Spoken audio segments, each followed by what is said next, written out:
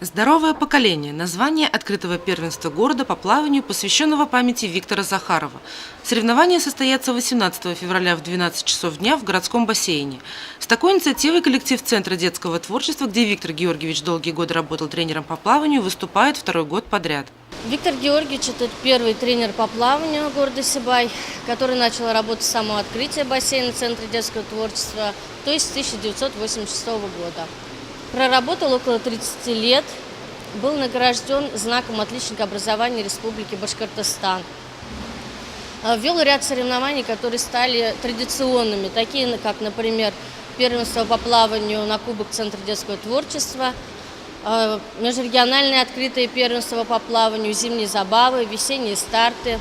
Через его занятия прошло не одно поколение, поэтому мы приглашаем всех желающих принять участие в первенстве, тем самым почтить память Виктора Георгиевича.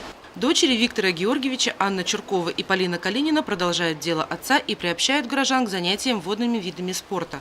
Наверное, это самая главная заслуга, когда любимым делом горят родные.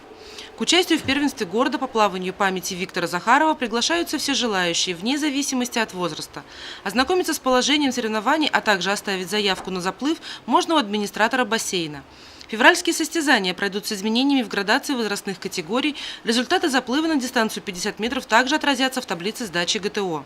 Отметим, что участники соревнований могут использовать любой удобный стиль плавания, то есть вольный.